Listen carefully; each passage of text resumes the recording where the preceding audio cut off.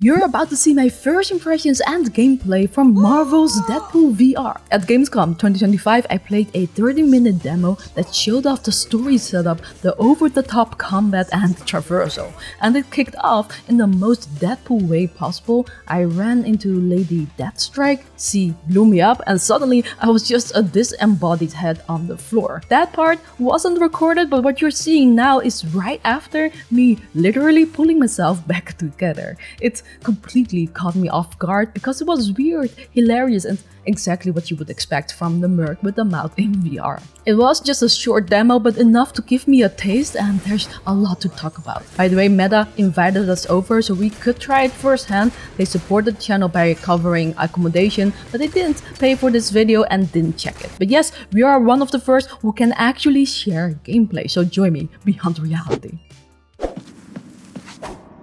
Yeah, Neo is bad boy. I'm gonna be straight with you. Ah, sweet release. So let's talk about the story setup.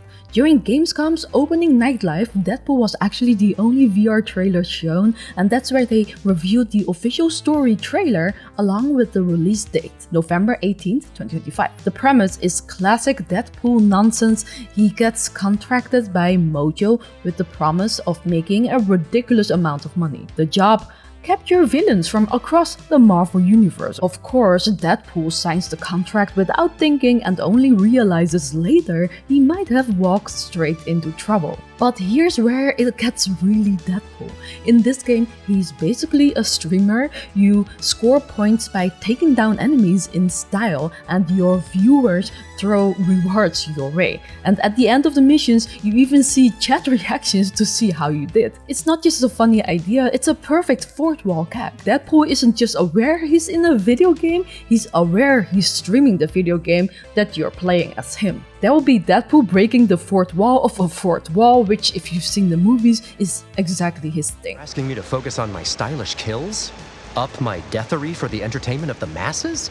Yeah, I'm into that. I think this will be a clever setup that will make you laugh, but the real fun that starts once you get into the combat. First things first, let's talk about how it actually feels to play as a Deadpool. Because the moment I spawned in with the full body again, I couldn't help but start pulling weapons out just to see what I had. Now on my back I had the iconic katanas, and on my sides I got guns ready to dual wield, and yeah, strapped right on my butt, a grappling hook. This all felt awesome. I mean, I've been a Marvel fan forever, and suddenly I'm the one pulling out the Deadpool's loadout. But it's not just for show, the game is pure chaos in the best way. You can dual wield guns and swords, throw weapons across the room, kick, slide, and even pull a grenade right off your left arm. Now, if you drop your weapons mid-fight, no problem, they just respawn, which keeps the pace fast and frantic. Plus, once you take down an enemy, their weapons drop too, so you can steal them and use them for yourself. At one point, I got hit and lost an arm, but realized I could still pick it up and use it. The only problem is that mid-chaos, I totally forgot you need to use your left arm to pick up your right arm. It was ridiculous, hilarious, and actually kinda awesome that it's even possible. Very Deadpool, very stupid, and I loved it. A zip line? I knew it! Now we're talking.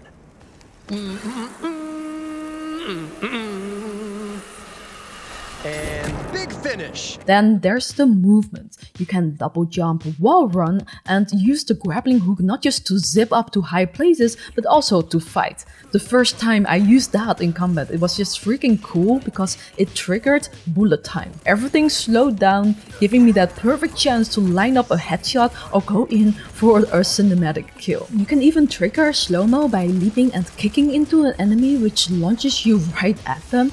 Pulling off a kill in that mode feels epic, like the kind of over-the-top Deadpool moment that deserves a replay. Speaking of which, there's this murder cam when you die, basically a kill cam that shows exactly how Deadpool saw you got taken out with all the gore and dismemberment, but wrapped in those shell-shaded cartoon graphics. It's still gory as F, but so ridiculous that you can't help but laugh. And Deadpool's streamer side isn't just for story.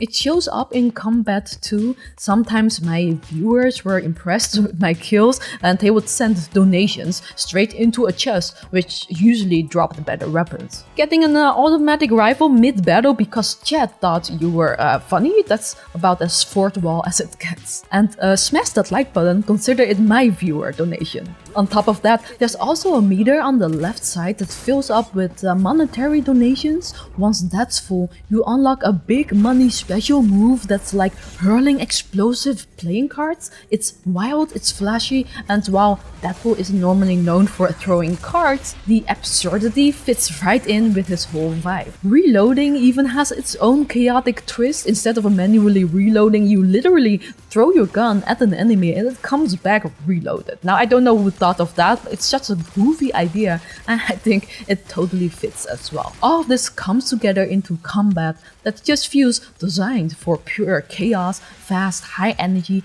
easy to pick up, and freaking hilarious. So yeah, if the story sets up the jokes, the combat is where you actually live them. But I was a bit worried this could be one of those games that causes motion sickness. Thankfully it didn't. I didn't have the chance to check out the individual settings, but there were 3 preset comfort options. I went with the standard mode and thank goodness I didn't feel any nausea at all, and if you know me, I can get motion sick, but I also love to use my own body to move, dodge and fight. It just makes VR more fun. With this game though, you would definitely want a good amount of space around you. Now let's talk about the visuals and atmosphere, because I think that's a huge part of why this felt so Deadpool. The whole game is cel shaded, which gives you this cartoonish comic book style. But don't get me wrong, it is gory. I'm talking about blood splatters, limbs flying, enemies exploding into chunks, the works. But because of the cel shaded look, it comes across as funny and over the top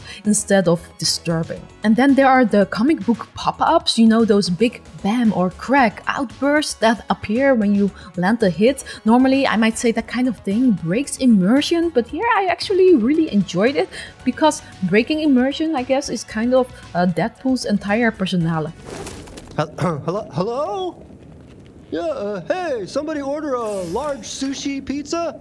Extra bonito flakes like Lady Deathstroke likes it? You just killed scores of their clanmates.